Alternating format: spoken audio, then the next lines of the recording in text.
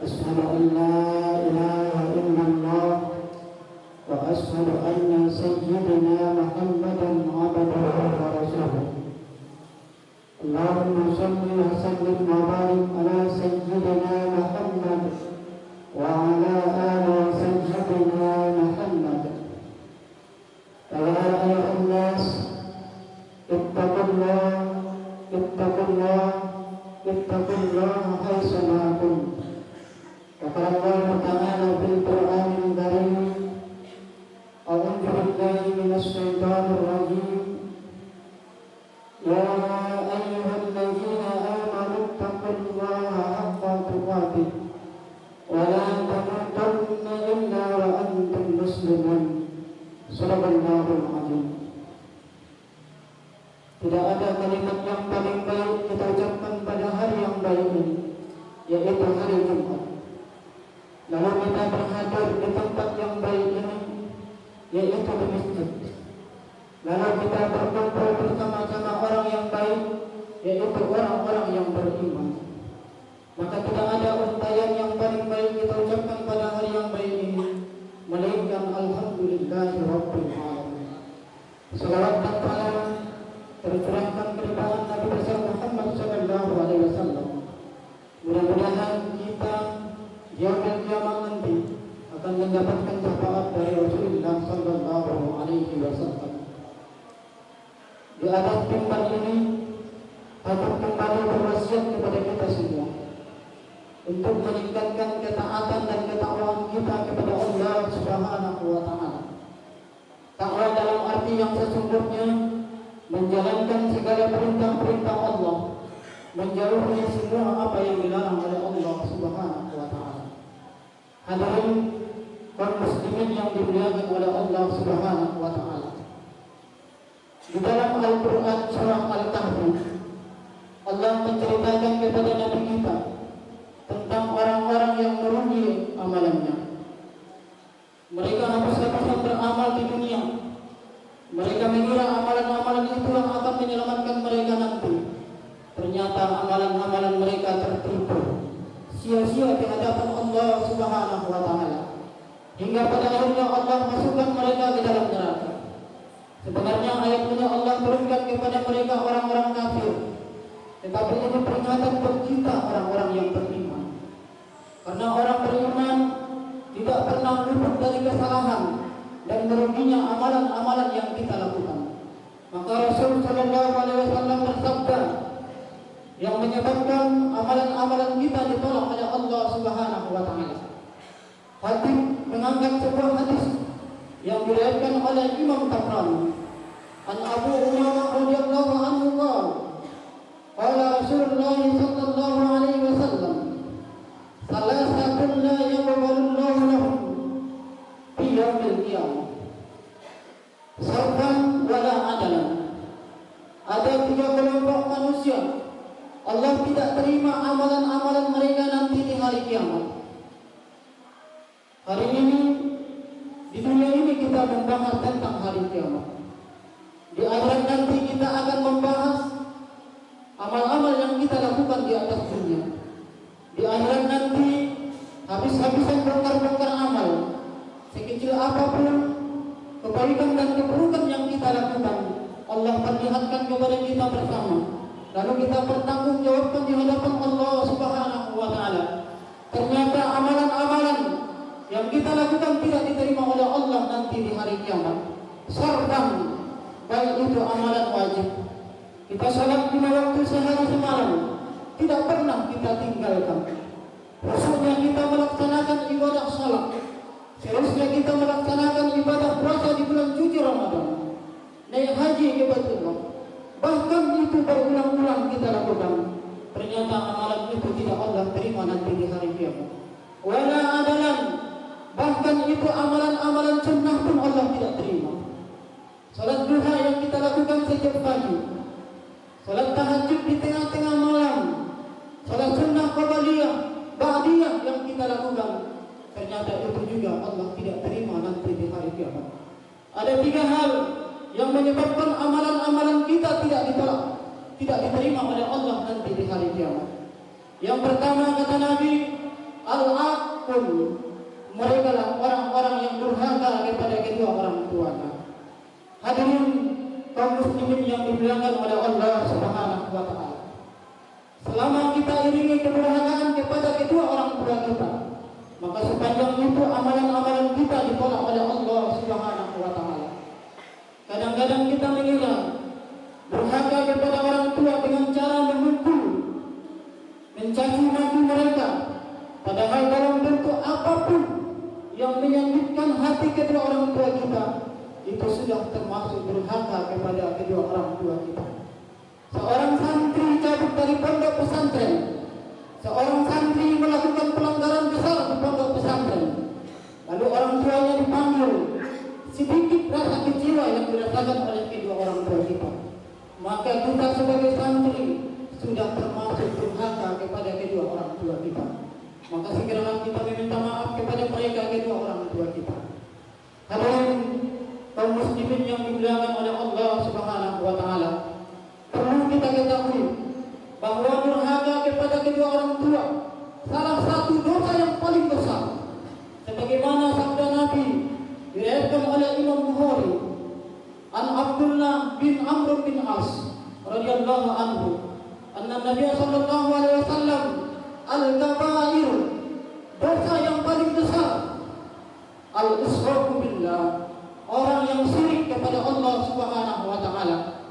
Maka dosa orang yang syirik Allah tidak akan ampuni kecuali illa tubu ila Allah taubatan nasuha, kecuali mereka itu benar-benar taubat kepada Allah Subhanahu wa taala. Kemudian dosa yang paling besar yang kedua, uququl walidain, orang yang durhaka kepada kedua orang tuanya. Maka dosa orang yang durhaka kepada kedua orang tuanya Allah tidak akan ampuni kecuali mendapatkan maaf dari kedua orang tua kita. Hadirin kaum muslimin yang dimuliakan oleh Allah Subhanahu wa taala, maka oleh karena itulah kita harus memuliakan kedua orang tua kita.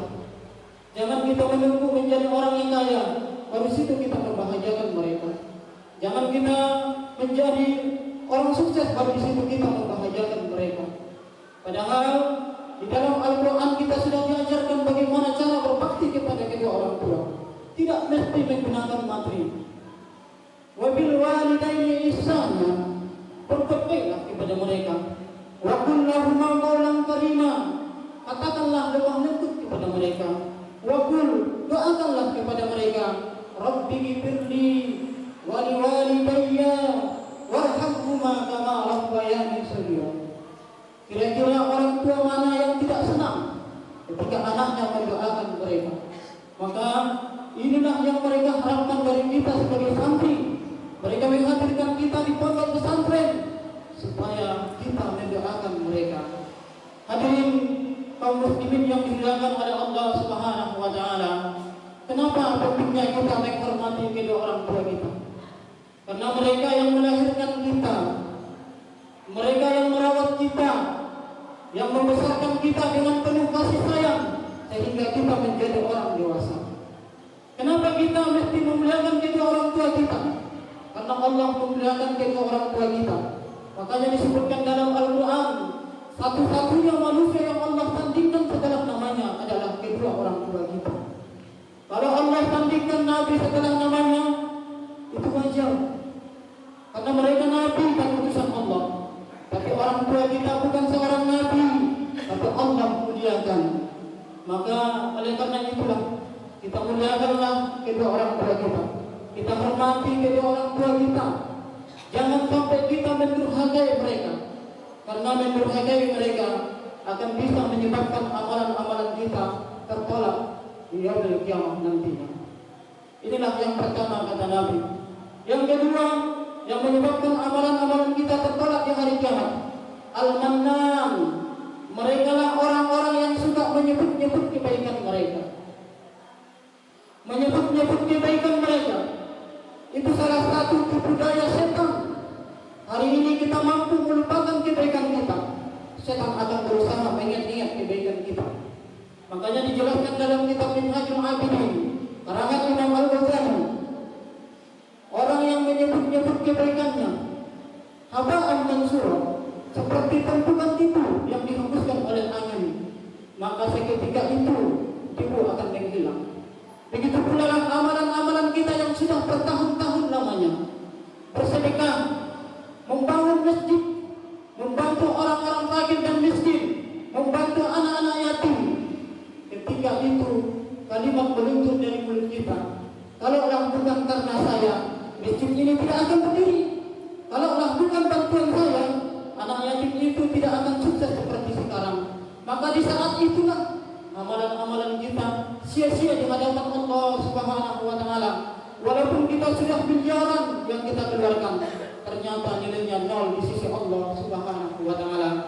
Maka oleh karena itu kita harus hati-hati, jangan sampai kita menyebut-nyebut kebaikan kita, karena itu adalah menyebabkan amalan-amalan kita nanti ditolak oleh Allah nanti di hari kiamat.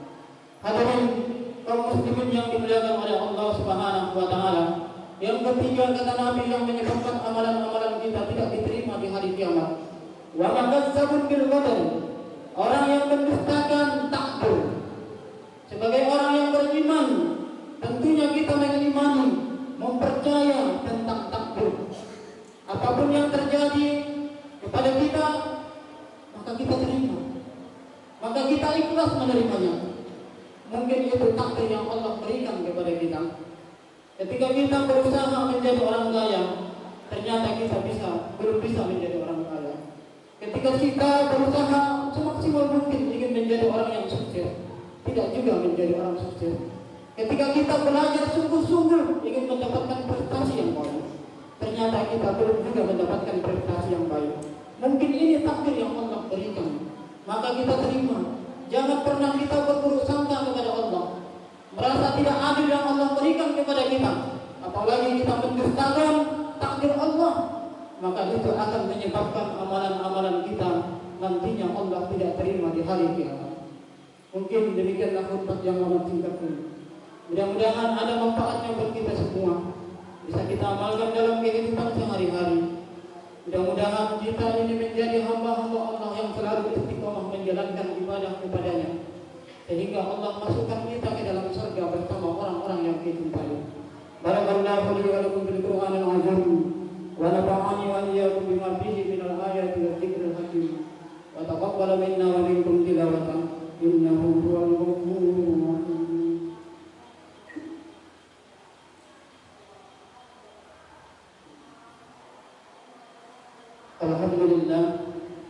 Alhamdulillah rabbil alamin, wassalatu wassalamu ala rasulillah ajma'in. Asyhadu an la ilaha illallah wa asyhadu anna Muhammadan abduhu wa rasuluh. Allahumma shalli wa sallim wa barik ala sayyidina Muhammad wa ala ali sayyidina Muhammad. Ya ayyuhal hadirun, usikum wa iyaya bittaqwallah faqad fazal muttaqun. Wa qala Allah ta'ala fil Qur'anil karim, a'udzu billahi minasy syaithanir rajim. Ya ayyuhalladzina amanu taqullaha haqqa tuqatih wa la tamutunna illa wa antum muslimun. Wa qala fi ayatin ukhra, innallaha wa malaikatahu yusholluna 'alan nabi. Ya ayyuhalladzina amanu sallu 'alaihi wa sallimu taslima. Allahumma shalli wa sallim wa barik ala sayyidina Muhammad wa ala alihi wa ashabihi wa dhurriyyatihi wa qarabatihi wa ahli baitihi ajma'in. اللهم اغفر للمؤمنين والمؤمنات والمسلمين والمسلمات الأحياء منهم والأموات إنك سميع قريب مجيب الدعوات آمين يا قاضي الحاجات يا مجيب السائلين يا رب العالمين. ربنا آتنا في الدنيا حسنة وفي الآخرة حسنة وقنا عذاب النار. والحمد لله رب العالمين. عباد الله، إن الله يأمركم بالعدل والإحسان وإيتاء ذي القربى وينهى عن الفحشاء والمنكر والبغي يعظكم لعلكم تذكرون ولذكر الله أكبر.